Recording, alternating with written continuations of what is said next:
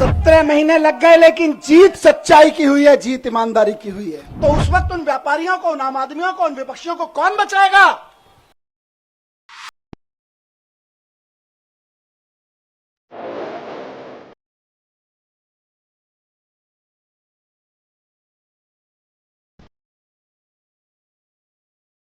ਰੰਗਲਾ ਪੰਜਾਬ ਜੇ ਬਣਾਉਣਾ ਉਹਦੇ ਵਾਸਤੇ ਸਿਹਤਮੰਦ ਪੰਜਾਬ ਪਹਿਲਾਂ ਚਾਹੀਦਾ ਹੈ। 96 ਤੋਂ 97% ਲੋਕ ਜਿਹੜੇ ਨੇ ਉਹ ਮੁਹੱਲਾ ਕਲੀਨਿਕਾਂ ਚੋਂ ਠੀਕ ਹੋ ਕੇ ਘਰੇ ਵਾਪਸ ਚਲੇ ਜਾਂਦੇ ਨੇ। ਸਰਕਾਰੀ ਹਸਪਤਾਲਾਂ ਤੇ ਬਰਡਨ ਬਹੁਤ ਘਟ ਗਿਆ।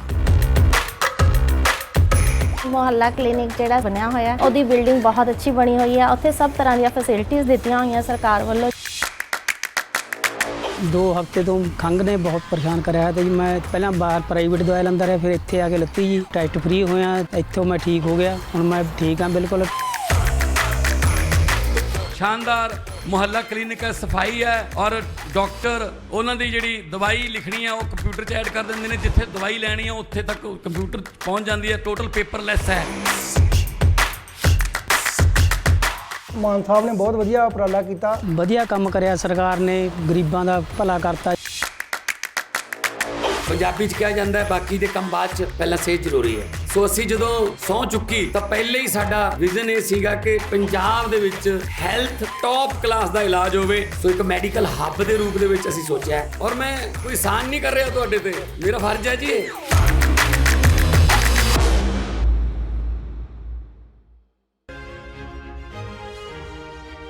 दिल्ली के पूर्व deputy CM Manish Sisodia Tihar jail से बाहर आने के बाद बीजेपी पर हमलावर हैं। 17 महीने बाद जेल से अपनी रिहाई को उन्होंने तानाशाही की हार और संविधान की जीत बताया। कार्यकर्ताओं को संबोधित करते हुए केंद्र की बीजेपी सरकार पर जमकर हमला बोला। हम पर कल हुई बाबा साहब के दिए हुए संविधान की बदौलत। बाबा साहब ने, जब ये मुकदमे की सुनवाई चल रही थी, मैं बहुत ध्यान से सुन रहा था, पढ़ रहा था, पूरी डिटेल ले रहा था वकील साहबों से। बाबा साहब ने 75 साल पहले, करीब 75 साल पहले अंदाजा लगा लिया था कि कभी कभी ऐसा भी होगा, हम लोकतंत्र का संविधान बना रहे हैं, लेकिन कभी कभी ऐसा भी होगा कि इस देश में तानाशाही ताकतें आके आतंकवादियों और ड्रग माफियाओं पर लगाए जाने वाले कानून को आम आदमी के ऊपर लगाएंगे, व्यापारियों के ऊपर लगाएंगे, विपक्षियों के ऊपर लगाएंगे। तो उस वक्त उन व्यापारियों को, उन आम आदमियों को, उन विपक्षियों को कौन बचाएगा? तो यही भगवान की कृपा है। कौन बचाएगा उनको जब तानाशाह सरकार अपना जुल्म करेगी, एजेंसियों का दुरुपयोग, कानूनों का दुरुपयोग करेगी, जेलों का दुरुपयोग करेगी, तो कौन बचाएगा? 75 साल पहले उस महान शख्सियत ने लिख दिया था कि मैं ऐसा संविधान दे रहा हूं कि तुमको संविधान बचाएगा। आज हम संविधान के बदौलत खड़े, संविधान की ताकत से यहाँ पे खड़े हैं। मनीष सिसोदिया ने कहा कि बीजेपी की तानाशाही सरकार ने झूठे आरोप में उन्हें जेल भेजा था, मगर संविधान की बदौलत वो अब बाहर आ गए। उन्होंने सीएम अरविंद केजरीवाल को अपना सारथी बताते हुए कहा कि अब जल्द ही हमारा सारथी भी बाहर आएंगे।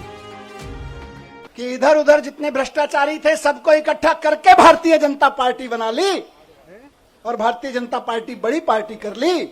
उनको भी कहना चाहता हूं कि आपका काल अभी जेल में है, लेकिन ज्यादा दिन तक जेल में नहीं रख पाओगे, आपका काल बाहर आएगा।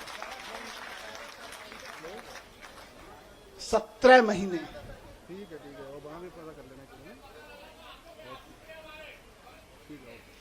ये आंसुओं, इन आंसुओं ने ही मुझे ताकत दी है 17 महीने जेल में। मैं जब राजघाट पे आपसे बात करके गया था तो कह के गया था शायद 7-8 महीने लगेंगे। मुझे उम्मीद थी कि 7-8 महीने में न्याय मिल जाएगा, लेकिन कोई बात नहीं, 17 महीने लग गए। 17 महीने लग गए, लेकिन जीत सच्चाई की हुई है, जीत ईमानदारी की हुई है। इसीलिए कहते हैं कि भगवान के घर पे देर है लेकिन अंधेर नहीं है। भगवान के घर पे देर हो सकती है लेकिन अंधेर नहीं हो सकती है। इनकी तो बड़ी कोशिशें करी इन्होंने, संजय भाई के ऊपर, मेरे ऊपर, अरविंद जी के ऊपर, पार्टी के और नेताओं के ऊपर। देश के सख्त से सख्त कानूनों की सख्त से सख्त धाराएं लगा के इनको बंद कर दो झूठे सच्चे केस में, और ऐसी ऐसी धाराएं लगा दो जो दुनिया भर में आतंकवादियों के ऊपर लगाई जाती हैं। ऐसी ऐसी कानूनों की धाराएं लगा दो जो दुनिया में ड्रग माफिया के ऊपर लगाई जाती हैं। ऐसी ऐसी धाराएं लगा के इन्होंने सोचा इनको जेल में बंद कर दो, तो जैसे आतंकवादी को जेल में डाल देते हैं तो सड़ता रहता है, जैसे ड्रग माफिया को जेल में डालते हैं तो दुनिया में सड़ता रहता है। इन्हें लगा अरविंद केजरीवाल, मनीष सिसोदिया और संजय सिंह को भी जेल में डालेंगे तो सड़ जाएंगे। लेकिन आपके आंसुओं की कीमत है ये, आपके आंसुओं की ताकत है ये कि जेल के ताले भी पिघल जाते हैं।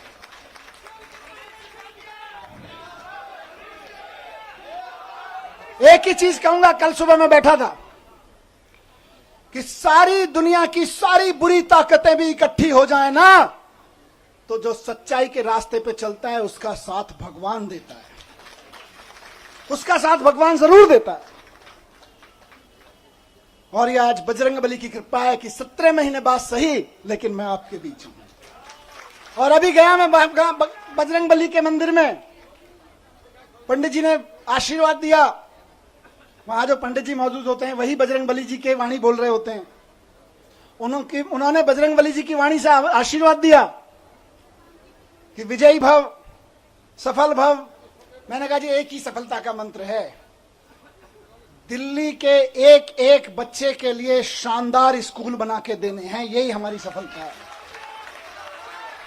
और इसके लिए मैं कल से कह रहा था अपने साथियों से, हम तो रथ के घोड़े हैं, हमारा असली सारथी अभी जेल में बंद है, वो भी बाहर आ जाएगा।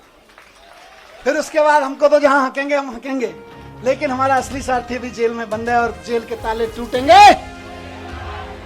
बहुत जल्दी छूट के आ जाएंगे। इस दौरान मनीष सिसोदिया काफी भावुक नजर आए। उन्होंने बीजेपी पर आरोप लगाते हुए कहा कि सत्ता में बैठे लोग तानाशाही पर उतर आए हैं और आतंकवादियों पर लगने वाले कानून की धाराएं लगाकर झूठे केसों में लोगों को जेल में बंद कर रहे हैं। आपको बता दें कि दिल्ली के पूर्व डेप्यूटी सीएम मनीष सिसोदिया शुक्रवार को 17 महीने बाद तिहाड़ जेल से बाहर आए हैं। कथित शराब घोटाले के आरोप में उन्हें जेल हुआ था, जिसकी ट्रायल शुरू होने में देरी हुई, जिसके चलते सुप्रीम कोर्ट ने सीबीआई और ईडी दोनों के मामलों में सिसोदिया को जमानत दे दी है। Bureau report, Punjab Kesari TV. हमसे जुड़े रहने के लिए हमारे YouTube चैनल को सब्सक्राइब करें और नई वीडियो की नोटिफिकेशन के लिए बेल आइकॉन को दबाएं।